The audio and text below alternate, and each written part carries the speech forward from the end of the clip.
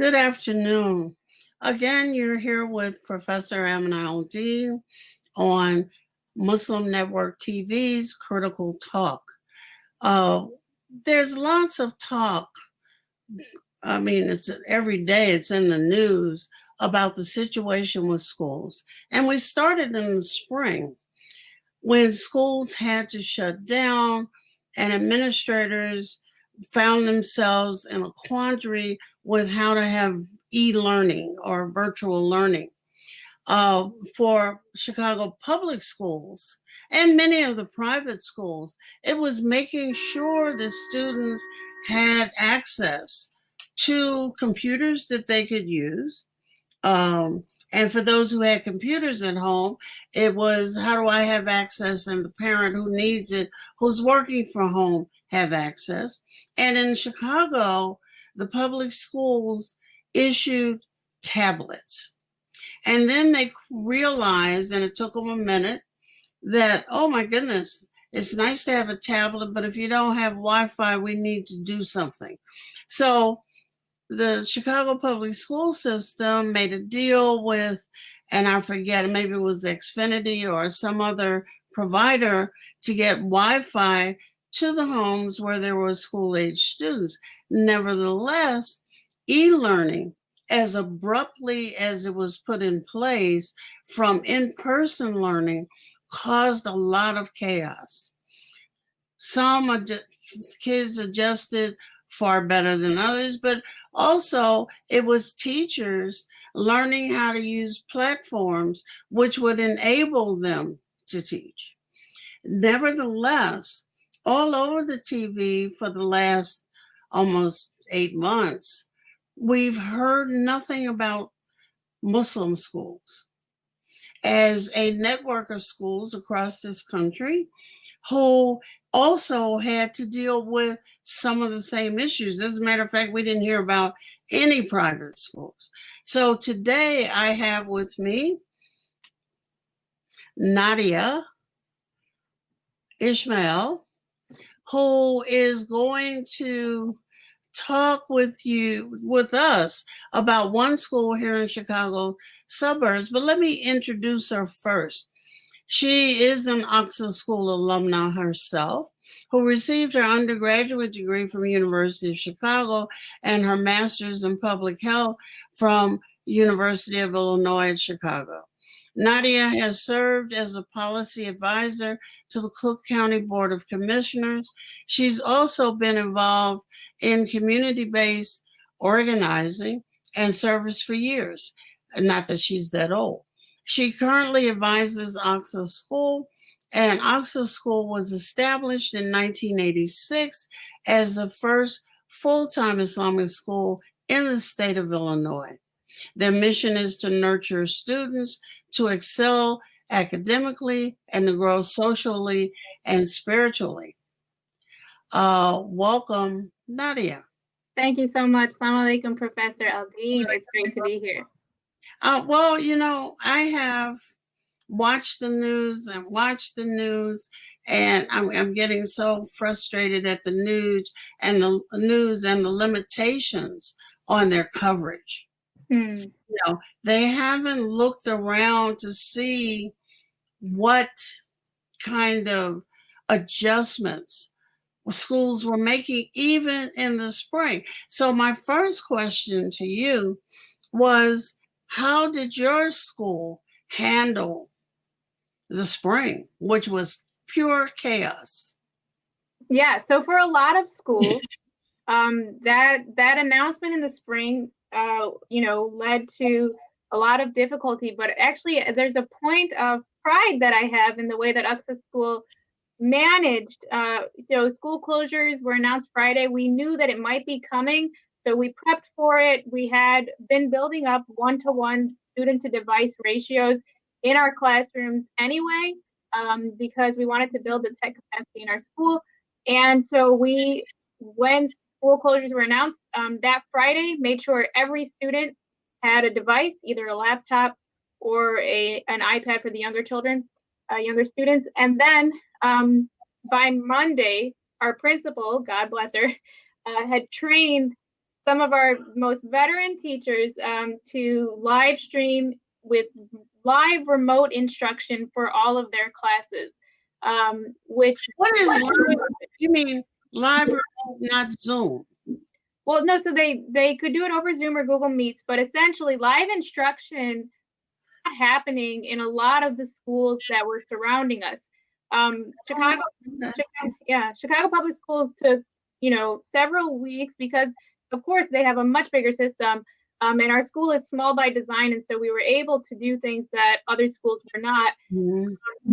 And even the local public schools couldn't open for weeks. And when they did, their instruction wasn't live. It wasn't the teacher talking the way that you and I are speaking with each other. It was recorded videos that students would watch.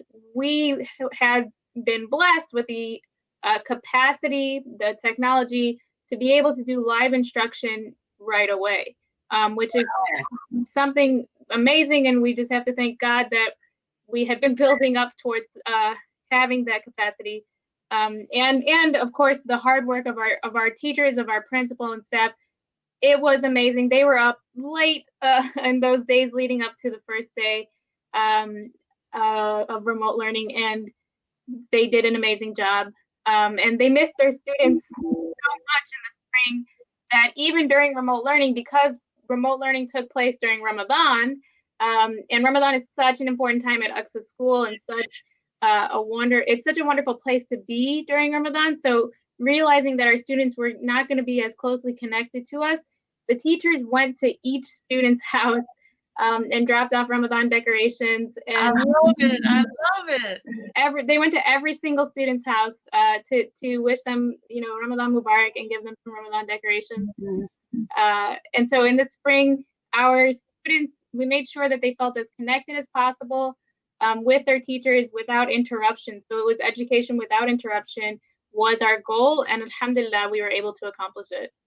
So did the students, besides missing their friends, of course, express any anxiety? You had folks going from the 8th grade into high school. You had preschoolers kind of entering elementary school. So you had all of these folk at a nexus between one level and another level. And I would just ask one of the producers to put up the picture of the graduation, if you would. Right. Oh my goodness, look at that.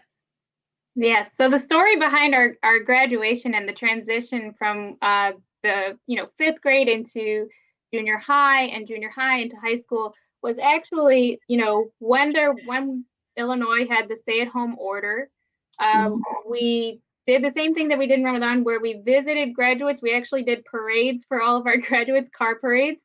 But when we had flattened the curve and the governor said Illinois is ready to reopen completely, we decided to do an outdoor, socially distant graduation guided by me. I am a public health professional, and I have been advising the school on how to do all of these things safely. So we did an outdoor graduation where students, picked up their diploma on, at a far distance from the person who was handing it off to them. And, we were able to do that only in July when things had reopened. And then when cases started to climb again, we made sure to take more of the precautions that we needed. But for 5th graders, we also did a celebration. It's not pictured there. And for junior high students as well, because we knew that just making it through such a different year and such a change of pace for students was going to kind of throw them off center. And so we made sure that we felt connected with them and that each student felt celebrated in what they had accomplished. And so we did a big celebration outdoors for all of them in those transition years. Oh my God. A parade. I just can't get over the parade part. And teachers taking Ramadan decorations. They're still feeling connected, because that's what I think was the downfall and the cause of a lot of anxiety and just psychic angst in public school students. They were immediately disconnected, um, and stuck at home. I mean, literally stuck at home with no way to connect. So, did you all provide? I know AXA has a swimming pool, which I was dying to get into when I was there. But anyway, lots of extracurricular activities. How did you keep those up? Or did you do things like Jackbox games or trivia or something online so the students in a class could play against each other? What did you do? Yeah, so we were doing and have continued doing a lot of the online trivia games. We have moved things so that they can be digitally interactive. Right now, we have remote students and on-site students. Our current setup is a hybrid, so it's the student's choice. Yeah, so there are lots of advantages to being in a small school, and I think at no time was this more apparent than now. The things that we're able to do, for our students at this time, and the safety that we're able to put into place, the measures that we're able to follow, I can understand why our local public schools simply cannot be following those things. When our students said they didn't have Wi-Fi at their home, we went and fixed those issues for them one by one. But I could understand how that would take a much longer time for a public school. We made sure every student had a device. And yes, we've been doing engaging games, ensuring that our lessons are more engaging by the platforms that we're using. So if we're doing slides, we're trying to make sure that they are interactive slides with Pear Deck and similar programs.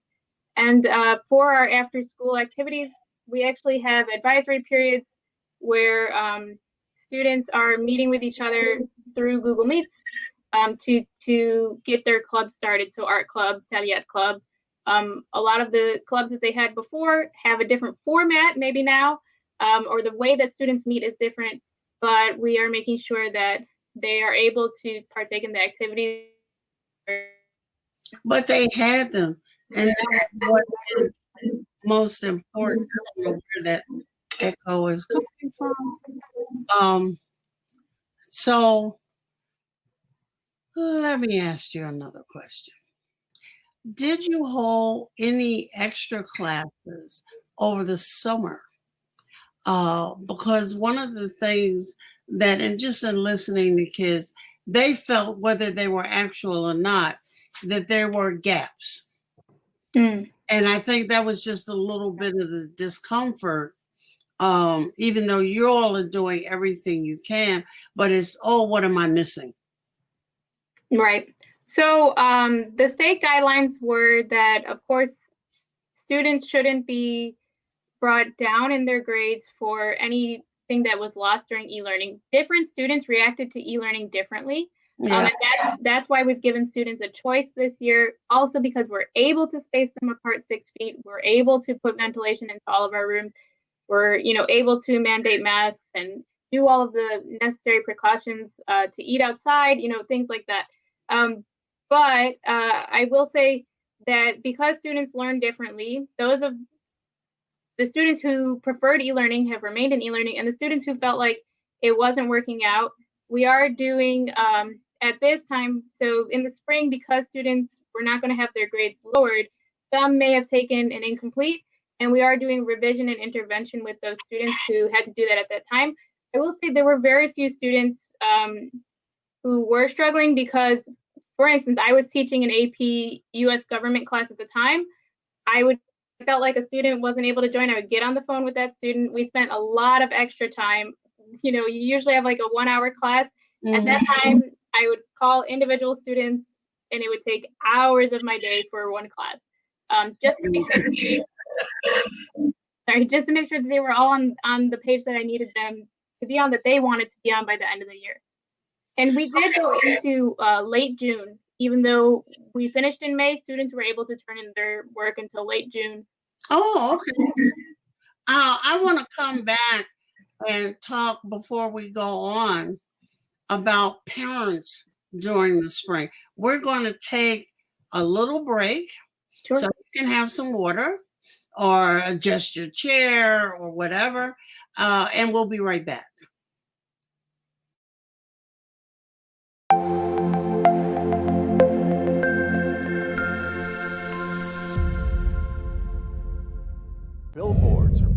all over the country within Our neighbors don't realize that Muslims are absolutely opposed to ISIS. Salam. My name is Abdul Malik Mujahid. I'm an imam in Chicago. 16 shots! No me! No justice! No me! So how do we bring up the energy which can really have an impact on the world? You need to build bridges of understanding among people, and we need to have America moving forward. That lesson learned brought the strength of humanity to America, which is the diversity. Mujahid Talks, only on Muslim Network TV. Faithfully connected.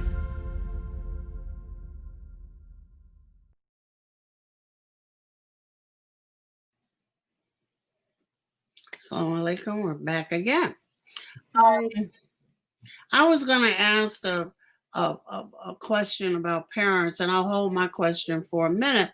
As we look at Amina Mitchell's question, how are you helping students deal with the anxiety, and especially during that first, from March to July, from COVID-19 and the changing normal? Because I think most of the young kids thought, well, I'm going to be home for 2 weeks and I'll be back to school. That's true. It was very unpredictable for so many people. And a lot of our students did think, and even our teachers at first thought, well, it'll be a few weeks and we'll be back. When we returned in the summer and we saw the boards that all said March 13th on them, it was a bit eerie.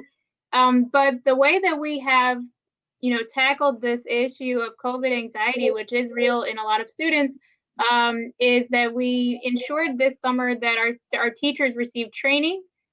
We did extra training this week, an extra week of teacher in service, with specific workshops that focused on COVID-related anxiety. We take, very seriously the mental health of our students. Our social worker was working very hard in the spring, and we've ensured that every teacher understands that this may be a very different time for their students, and that we are leading with compassion, which our teachers are always asked to do and do so very well, and that we understand patiently the challenge that our students are facing at this time. So back to the parents. In the last week and a half or so, one of the things we see on the evening and the night news, and sometimes during the day news, are parents complaining about the kids who can't return to school.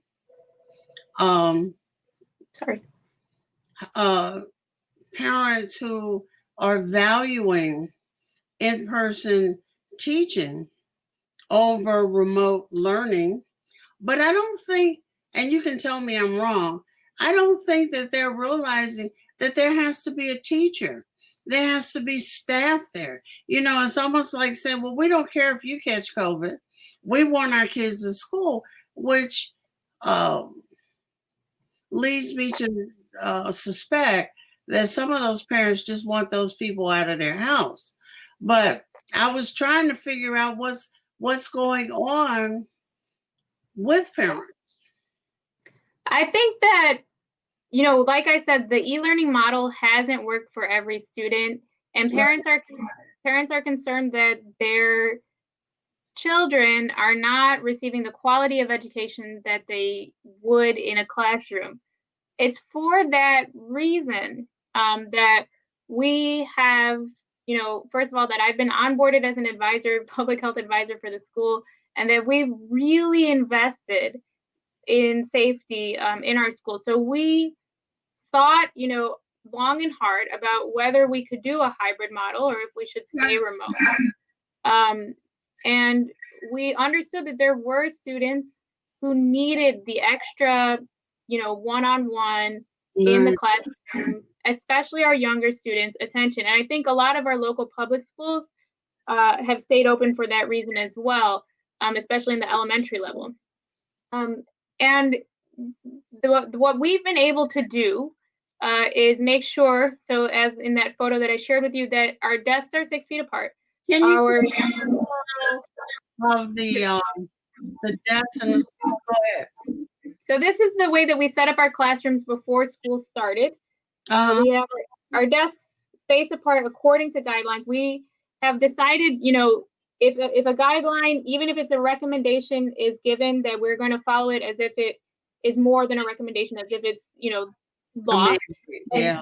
Yeah. And so we have health screenings as students walk in. We ask them a series of questions that were provided by the CDC and Illinois Department of Public Health. We take their temperature when they walk in. Students are remaining 6 feet apart at all times, because exposure is considered within 6 feet. Beyond that, we have hand sanitizers in every classroom and throughout the hallways that are touchless soap dispensers. We've invested heavily. We have a backpack sprayer for our playground, so between classes on the playground, it gets sprayed down. Same with each classroom's desks. We have fans in each room. Some rooms have air purifiers. Teachers' lounges have been reduced in the number of people who can be there, as well as bathrooms. So essentially what I'm saying is we've invested heavily in ensuring safety in our classrooms. And alhamdulillah, we've been here for a month and things have gone well. So alhamdulillah, I don't want to do anything to jeopardize that. And we're working very hard with our teachers as our partners and our parents as partners, and the first line of defense in making sure that our students are not spreading anything from one to the other. And so we did a survey of our parents. We understood that the overwhelming majority of our parents this summer said, I absolutely need my student back in school.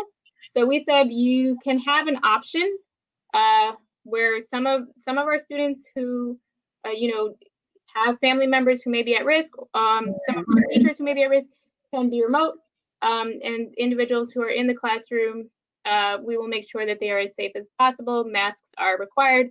If students do not have them, we provide it for them. We've given every student 5 masks and every teacher N95 masks. We're trying to keep everyone, especially our teachers and staff and all of our students, as safe as possible. And we'll see how long we can, inshallah, keep this going. I hope the whole year. That sounds wonderful. Some of that due diligence need to be passed on, because I think a part of it, as you said, is due to the small number of students and all of those things. But I think we've all done the same due diligence if you had had a larger student body, probably because you're there with this master's in public health and you know about the spread of viruses and what one has to do. You know, it was interesting. The city of Chicago has a public health officer, and her language was really quite interesting to me. You know, she was talking as if everybody had a college education until she got to spray everything down and put on gloves. And I'm saying, how many people can do that? You know, if you're spraying everything down all day long, then the aerosol stuff in the air is going to make you sick. You know, and in Chicago, about, I don't know what percentage it is, but you have about 17,000 homes which do not have running water. Right. You know, so how are they going to be doing all this washing every day? You know, it just, they didn't seem to know their population. Mm-hmm. And the fact that a lot of parents, they needed to go to work. Right. Right. Kids were too young to be left at home, you know, especially if they had taken a leave for a while and needed to get back to earning some money. But you all seem to have be at the top of my list anyway, of folk who took everything that you possibly could into consideration. And for our viewing audience, let me just say, Al-Aqsa is an all-girls school. one that I've had some contact with, and it's always been wonderful. And I am just very pleased at, a systematic approach to keeping faculty and staff and students as safe as possible, but also taking care of the other side, the mental health side, giving teachers extra training in how do you deal with potential declines in mental health. I don't know if AXA has any handicapped students, either mentally or physically. Do you? Students may have different learning plans, but the local public schools are more equipped for students with severe developmental delays or anything. But we do have students with differing learning plans, including learning disabilities. Okay. Because I know I was just wondering, the larger public school systems and even suburban school systems have kids with such a huge range of disabilities, and not just disability, but chronic illnesses, diabetics and this and that and the other. How they keep all that going, I have no clue. But you handled that spring graduation just wonderfully.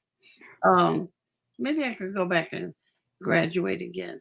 I mean, because that sounds like fun. I mean, a parade. We never had a parade. None of that good stuff.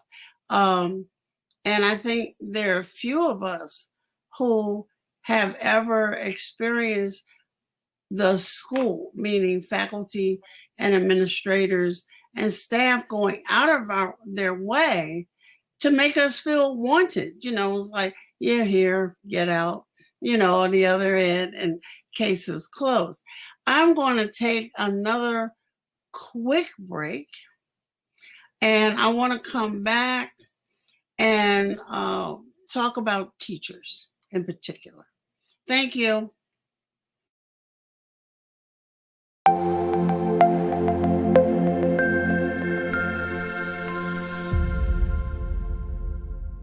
Assalamualaikum! I love Adam's World because it makes me learn in a fun way. That Adam has a green face and orange hair. I like this song. I like how Adam sings. I like Adam's World because it makes me happy.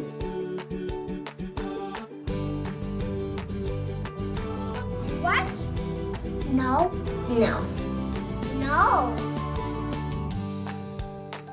And here's Adam and here's Anissa. Adam and his sister. Adam is a boy and he is really smart.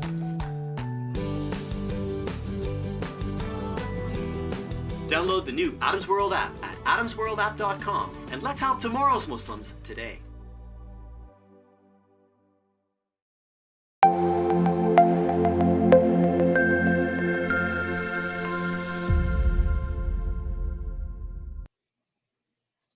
Assalamu alaikum.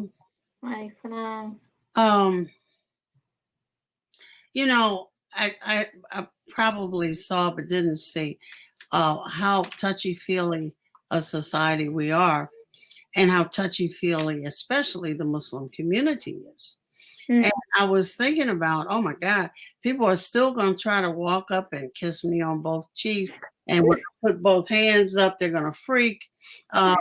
They've forgotten from one moment, or people will begin to reach out to hug you. And I mean, especially amongst the women. And I don't think so, not today, kind of thing. And one of the questions that Amina Mitchell asked is, how are younger elementary students handling the social distancing? Because people worry about young kids, although the incidence of them spreading anything is low. It's low because lots of parents are keeping them home, but lots of parents are scared to death. But how are they themselves handling social distancing? Sure. Another reason that COVID spread among younger children is low is because it's a respiratory illness, and studies have shown out of South Korea and in other places that the smaller the child, the less their breathing distance is, and the less their droplet distance is. So although they can handle a large amount of virus within themselves without showing many symptoms, the likelihood that they would spread at 6 feet is lower than a full-grown person who is respirating much harder. Yeah. But how did they handle not being able to touch? Yeah. So I will say that for e-learning, it was particularly hard on the younger students. Our younger classes have many fewer remote learners and many more students who have chosen to be in school. And the reason is because social development at those ages, I think, is so critical. It is. The kids miss each other so much that when we are telling them, it's really important that you stay apart, they're actually listening pretty well because they don't want to go back home. So we provided, we've got little markers on our sports court that show them where to stand in the morning, and then markers on the ground, little fun ones like owls or pencils, pictures of different things that they can enjoy looking at while standing on them. And honestly, they're taking about as seriously as anyone else this virus, because they just don't want to be spending another 4 months in their room bored. Yeah. Elementary school is such a time of social and psychological development and learning how relationships are built and how to deal with other people. What will those kids whose parents have kept them at home, are we saying that their social and relational development will be delayed? And will that, in your estimation, have some effects down the road? So what we've done in our model is every Friday we used to do Jummah together. So the congregational prayer was a big school weekly assembly. And it's also a time for students to learn about their religion, but also for them all to see each other. So we've done Fridays virtually for everyone with a virtual Jummah Gems, where our khutbah has kind of moved into a digital version. And students are interacting with each other on the chat. All of the students are remote on Fridays so that all of the students are communicating with each other digitally, so that they don't feel like, oh, I'm left out all the time. We're also ensuring that the teachers are prioritizing, because those students are more likely to feel disconnected, prioritizing discussions digitally, so that all of the students who are in our class can see it and the students who are at home. So everything gets posted onto Google Classroom, which is a digital platform. And we did also, part of the training was talking about how to be engaging for digital learners. So we specifically trained our teachers on being more engaging for the students who are learning online, because we know that social aspect is going to be harder for them. And so, we talked about the different ways that they can interact with students, making sure that students feel like they're getting one-on-one attention digitally. We know that it is an obstacle right now for students everywhere who are e-learning to feel like they're a part of the typical classroom environment. And so we're working hard to address that challenge. Inshallah, we with our Friday Jummah, we do see that our students throughout the khutbah, instead of sitting quietly like they usually have to, now they get to interact and chat about everything that they're thinking. And I will say that our younger ones, for instance, our 6th graders, are the most talkative on the chat, saying, wow, I never knew that. And it makes you feel really glad to even give them any spiritual talks, because it's like, wow, that they really love learning these things. And so I think we're engaging in different ways than we would before.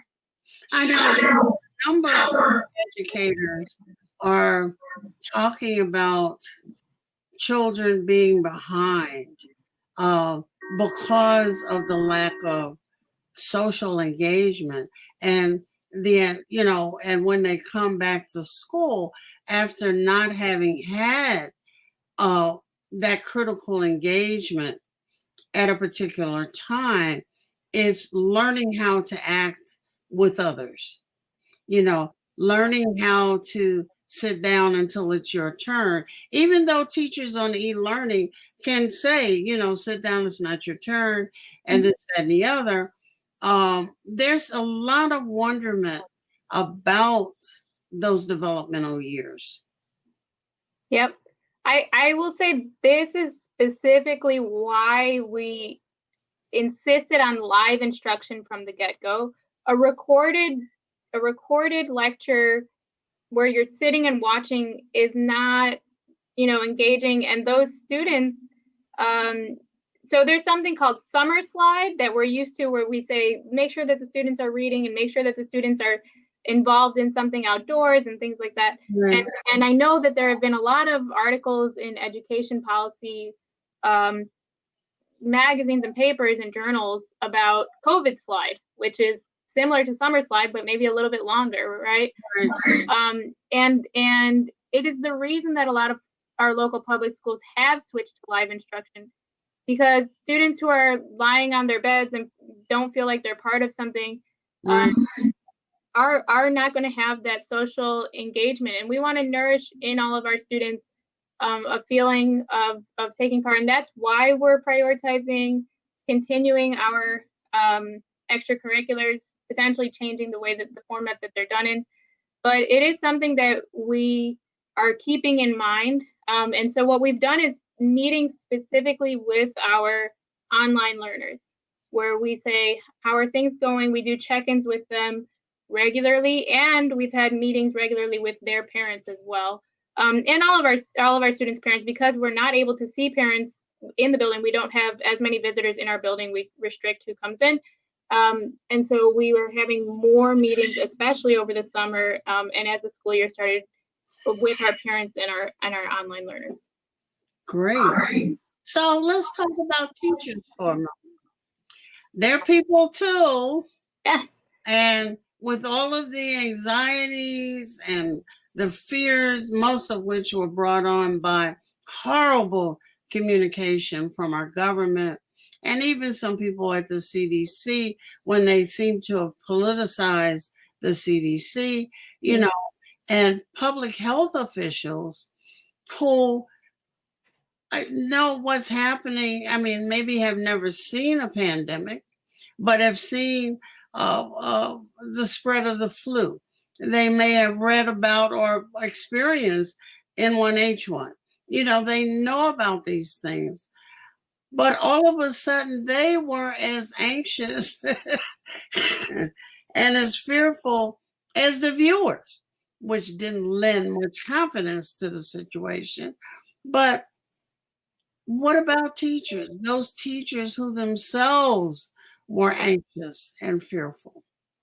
Absolutely. So, leadership is critical. And as you mentioned, there were different types of leadership governmentally. In Illinois, I think that things were done better than in other places. In the public health world, we have known to be expecting that a pandemic could be coming, and so we do learn about it and prepare for it. And one of the things that you mentioned is the way that communication is given. So consistency in communication is key. We made sure that our teachers knew what the guidelines were, and anytime the guidelines were updated, which happens actually quite a bit because we're not on the same page. We ensure that they're updated as well. I have to give it to our teachers. They've done such a great job. So we, they didn't mind taking out the extra time meeting with us throughout the summer. We did check-ins with them regularly, even though the summer months, typically, you don't come into the school, you don't see each other, you don't have as many meetings. We did check in with them regularly, and they're being really amazing because they understand that this is a team effort. And they've come at it with this mindset of, we're going to get through this together. I'm really impressed with our teachers, actually. And, God bless them. This is a tough job, and they are making sure also to keep everyone safe while getting their very difficult job done of making sure that our students are as successful as possible. And all I can say is, inshallah, God blesses them with the best and keeps them healthy and keeps them, and gives them reward for the knowledge that they are allowing these children to take part in, and the path of knowledge that they are opening for them. I'm that many of the graduates didn't call on people like yourself to come, and after the congregational prayer on Friday, even in a khutbah, a virtual khutbah, to explain what is going on. That would have been so helpful for the community. They needed a translator. Mm. These people, the media had dug up physicians who, you had OBGYNs talking about epidemiology. You had anybody they could find at that moment talking about something they really didn't know anything about. And the level of confusion was horrible. And then people sending out false information for political gain. So that was enough to, I started watching Netflix. I couldn't take it anymore. And If You're a Wonderful President opened his mouth one more time about some crazy stuff. People were calling around, drink bleach, take hydroxyquinone, something or the other, disinfect your body and you won't get COVID. And I'm saying, doesn't somebody in the cabinet know to shut this dude up? But of course, we had people who drank bleach. Mm. We had, what was it? One man couldn't find hydroxyquinone in the pharmacy. So he found a package and the stuff that you clean out your aquariums with and drank that. Ooh. And both people died, of course, but it was all very unnecessary. So now we're coming up and on a resurgence. So I want to talk about, how do you see your guidance to AXA and to anybody else listening to this show at this moment, because people are saying, oh no, not again. And the flu is coming. Yeah. So we're going to take a quick break and we'll be back. Thank you. Thank you.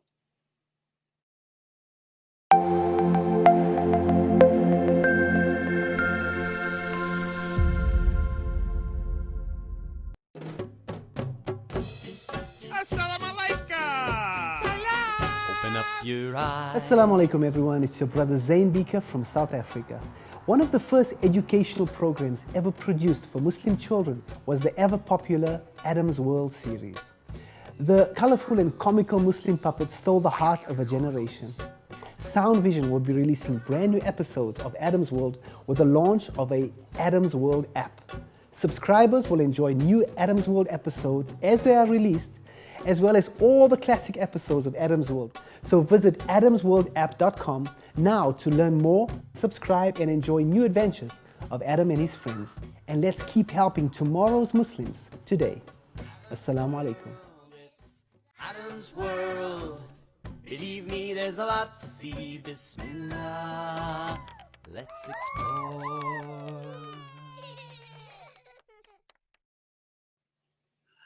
Okay, we are back, and this 50 minutes is passing too fast for me.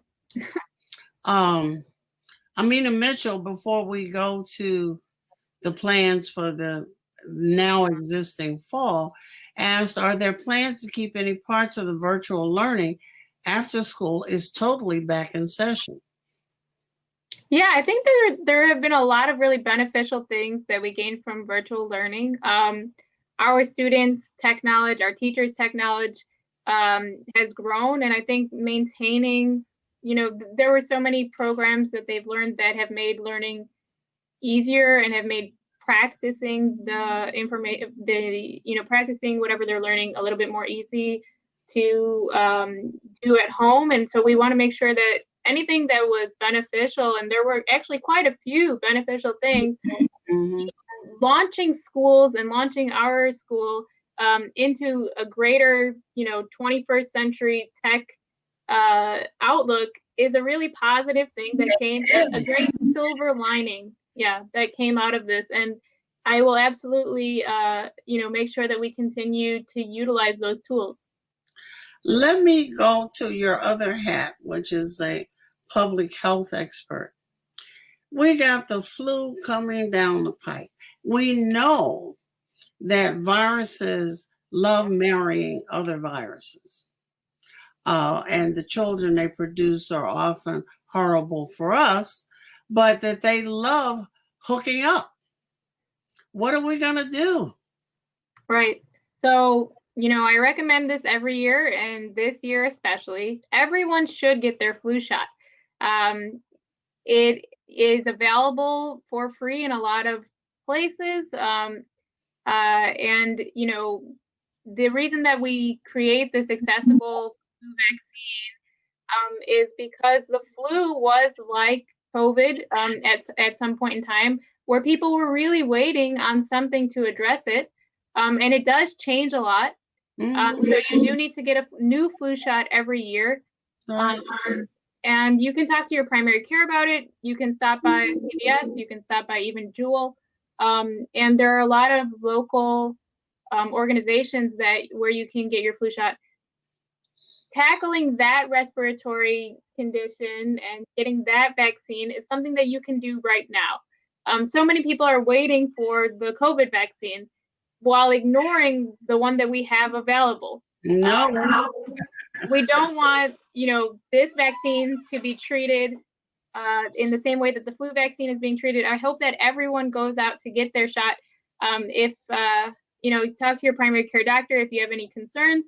But the flu shot is recommended for so many people. And we do hope that if you have that tackled, our hospitals' capacities won't be tested by multiple viruses wreaking havoc on the respiratory systems of our neighbors and friends and loved ones. What else can we do? So there are so many people who are not following the mask requirement or not agreeing with it. It makes you want to choke them. And I have to let you know, masks work.